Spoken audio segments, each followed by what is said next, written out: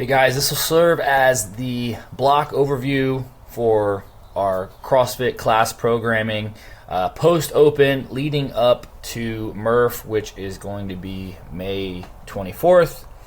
I want to go over basically what the focus is, what the intent is of not only like what the block is going to look like, but each training day inside of that, and then also some very specific pieces that we're going to be introducing.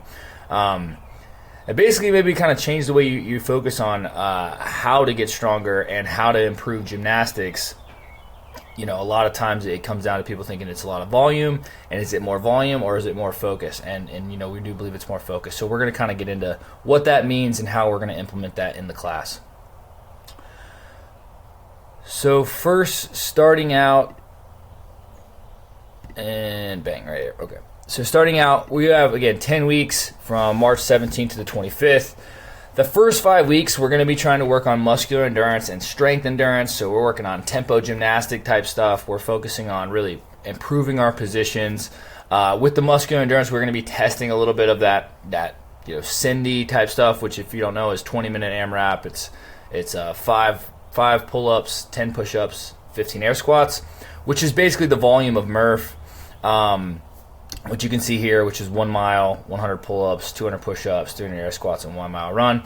And that's kind of the culmination of this entire block is going to be preparing people for that. So that second half, we're going to be going more work capacity, aerobic conditioning, more Murph specific. And as I said, we run that on Saturday, but you know, if you're already looking at it like, hey, that's a lot, that's 2 miles of running, it's a lot of pull-ups, and if you've never done it, that can be a little intimidating. We have a lot of modifications for this. We drop the run distance, we scale and work on partitioning the movements, and you guys will be fine. We cap this at an hour, but it is, you know, a lot of people it takes pretty close to an hour, even with cutting back reps and things like that. So that said, that's a lot longer time domain than what we normally do in class. So we need to think about how we're going to prepare for that. So as we said, in that first 5 weeks, we want to kind of build up our run volume and accumulation, so that way we can progress in the run and not get injured and feel good. So that's what you can kind of see in the first 5 weeks. So we're going to be pushing that, and then again we'll be kind of increasing the intensity or increasing the time duration and volume of that running and doing things more specific to Murph on the second half. Now, what you can look at from a strength focus on the lower body, our heavy days, we are still going to have heavy days in there. And we're going to try to mostly maintain that squat strength, with 2 to 5 reps, roughly around 75 to 85%. We are going to allow you to build to heavy, sets of 3, sets of 5, sets of 2, etc. And that is, I'm not saying you're not going to be able to get stronger during this block. It just isn't going to be the main focus. I think most people, if not everyone, will get stronger. I think if you're already really, really strong in the back squat, you've got a 400 plus back squat, maybe not, but you should maintain it, and that's what we're looking for. But if your squat is under 400 or under 300 for the ladies, we should be able to improve our squat during this block.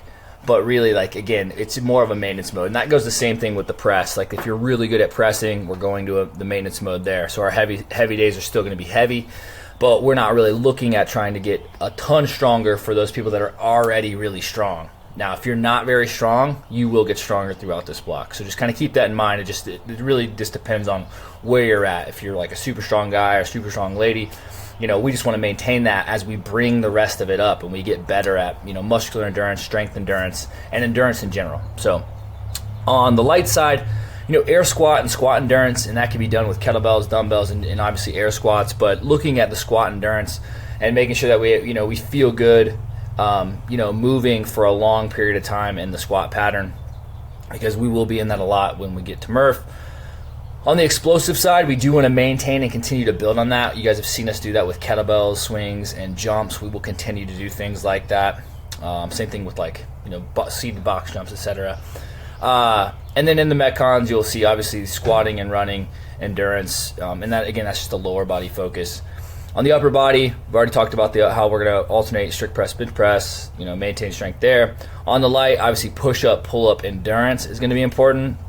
But on this first part of the block for sure, and even in the lighter part of the block, we talk about this gymnastic high focus. And I'll get into what days that this looks like and how that this can really help you progress in gymnastics with a lot less volume per sets within more sets. That's what we're going to be looking to do. And so we're going to really focus on the pull-up to start, different types of ring positions, static positions, hollow holds, arch holds. The most basic thing, right? We're only, if you look at gymnastics and the skill of gymnastics, one, it's great to be able to move your body in space and be very coordinated and to feel strong there. So that's why we really like to emphasize gymnastics in general. But if you're trying to accomplish higher skills in gymnastics, it really matters of like how well you do the most fundamental things. And so we want to improve everybody's fundamentals and give time in the class to do that, because I know sometimes it feels rushed going in through it and getting into it, and you got to get ready for a Metcon, et cetera, et cetera. And so we're going to really try to hammer the focus of that. And then again, as conditioning, we talked about like building the aerobic base, building the running, working aerobic power where, it's work rest intervals. And, we're trying to just keep the same pace for a long period of time, a higher pace for the long period of time. And benchmarks, Cindy and Murph are going to be in this. I'm not saying they'll be the only benchmarks in this, because we do like to kind of we have days where it's like, hey, we want to make sure we're obviously still, staying more of a GPP athlete as we're progressing through this whole thing. And we want to be, still in the middle zone of hey, we want to be able to test other things and not just lose all of our skills throughout this time. So we'll be keeping it very broad, and I'll show you what days that we're going to really do that on. Accessory work, some false grip ring rows to turnovers, either one of those. If you've never done these well and stayed in the hollow position, really it's 5 to 6 reps is really hard to do if you do it right, and so that's what we're going to be teaching.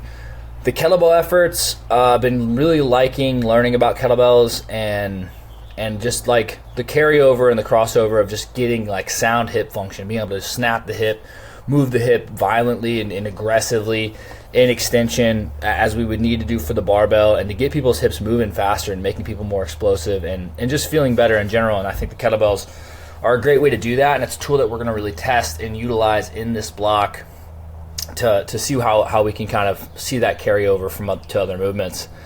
We'll also be doing some kettlebell front rack get-ups, Turkish get-up type things, playing around with some complexes and presses and carries, and just getting in again, just doing some different things with that.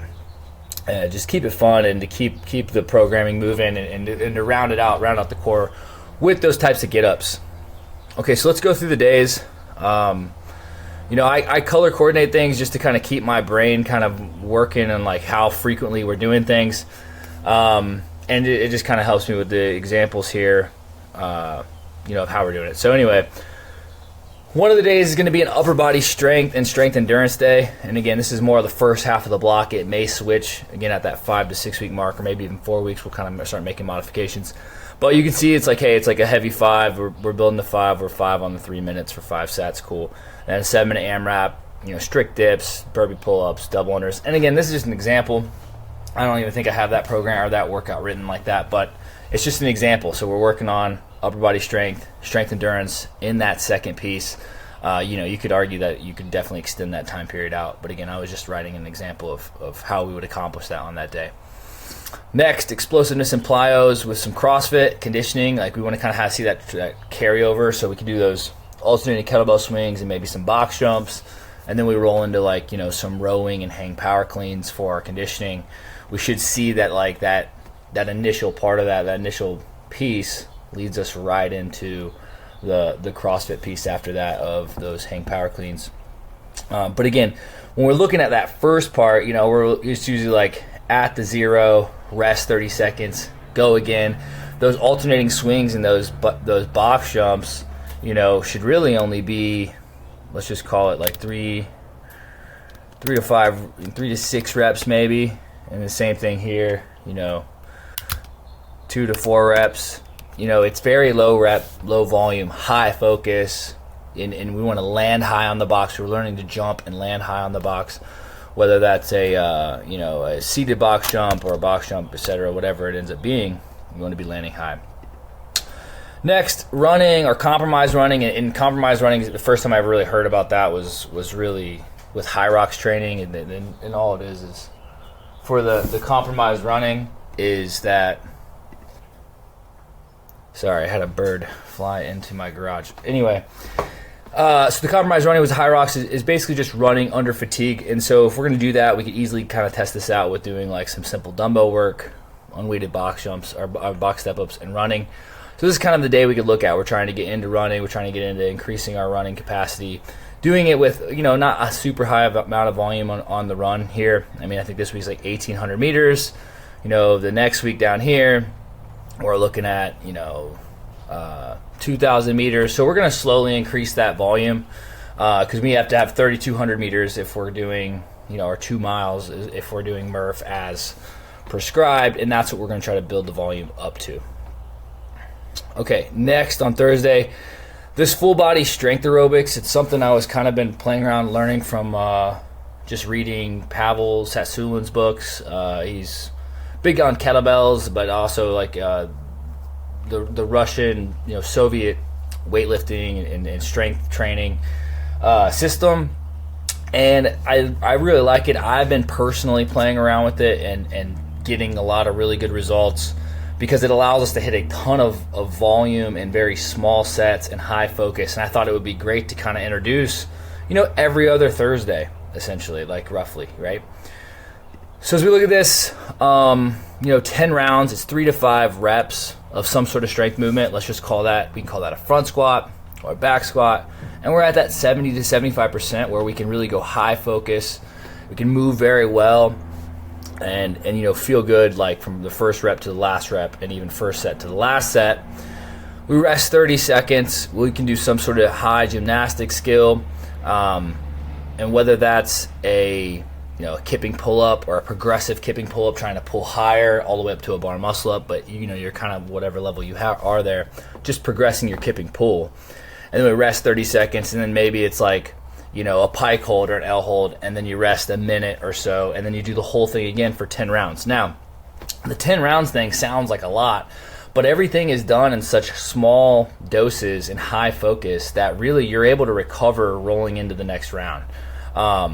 I've been experimenting with this, and I might start out with 5 reps on some of the things, and it gets down to 3, and I just go to 3 because if my form's breaking down on especially a gymnastic skill, there's no reason to keep pushing it. Okay, so this is what we're talking about. We're trying to go higher focus and then lower reps and lower volume to improve our positions. When we look at like whether it's maximal lifting or it's high level of gymnastic, and then let's just take that all the way to your first bar muscle up, etc. Like especially if you only have one or whatever that thing you only have one is. Maybe it's one reverse roll to a support or whatever it is. I mean, you're limited by like whatever skill you have, but that one rep that you do in gymnastics, that's that maximal effort, takes maximal focus, maximal contraction, maximal coordination. And so we should be training that in very small doses. It's like we don't train that with sets of 10 or sets of 20. Just like if we're training for strength, we don't train that with sets of 20. We train that with sets of, 2s, 3s, 5s. So that's what we're going to be doing with the gymnastics and pairing that with some sort of strength training or strength element, like whether it's lower body, upper body, splits, and some sort of core, carry, static hold, etc. It's going to be a really fun day. But I will be asking for you guys' feedback during it and throughout the block. And again, as always, like I love to hear from you guys while we're doing this. Do you love this? Do you not like this? So just let me know. Friday or on these days, we kind of just put as CrossFit days. And, those are days that, even though I believe this whole program is CrossFit. Now, people can argue, well, it's not. It's too, you're laying it out too organized, right? But, it's like I always find that it's funny that if you're trying to really increase broad time modal domains is a really hard one to grow in broad times if you don't have the prerequisite skills and base knowledge of the movements. And that's why we're allowing ourselves on these strength days or on these explosive days or on these gymnastics days to just really focus on it. So that way you build the foundation, and then and only then do we start building work capacity with those movements. Anyway, that's my spiel there. And so the CrossFit days allow us to field that and to move that and to kind of, fill the gaps in the program and to have fun and make sure it's not too rigid. On Saturday, we'll focus on some sort of gymnastic skill, but it could be something super simple, as we kind of mentioned, and getting in some of this accessory work where we have this false grip ring row or / turnover for 3 to 5 reps. And then on the even, we're doing a kettlebell front rack get up per side. Very high focus, very low reps. We can make that very difficult by how high the rings are, where your feet are, and then can you actually maintain a hollow body position while doing it? Because anyone can just kind of wiggle their body and do a ring row or a turnover. It's about being super rigid, super strict on your technique, and hitting these things.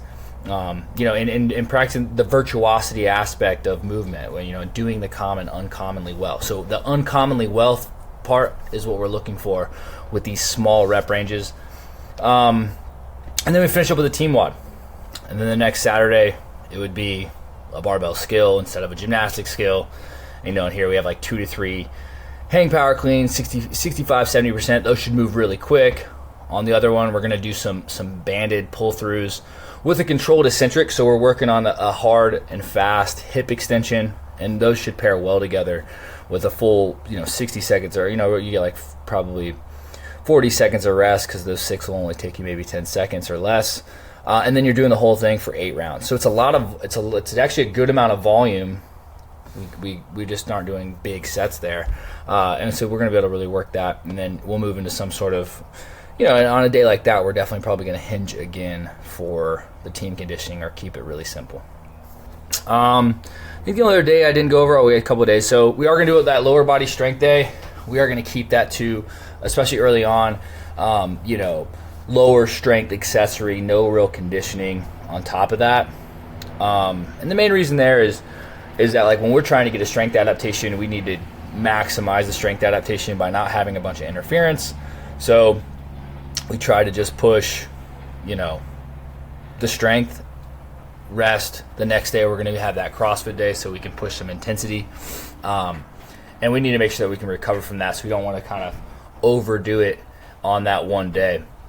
On the next day, we have the strength endurance. So upper, lower, kind of using more of a tempo to build that strength endurance. And tempos are a great way to do it, because, instead of doing 20 reps, you could do really high focus. Again, what makes it a strength focus on the pull-up is maintaining that hollow body position and pulling up, maintaining the hollow body position, and then coming down nice and controlled. If it's just a regular pull-up where you can just kind of use your lats or a bodybuilding pull-up, I'd argue that you're not getting as much focus into it, and makes it kind of less of a strength exercise for what we're trying to do, which is strength for gymnastics and strength for muscular, or strength endurance for gymnastics as we lead into Murph. We have double kettlebell front squat or goblet squat, same thing. That tempo allows us to push the weight, at 5 reps, not a lot of reps. So push the weight, make it tough for those 5, etc.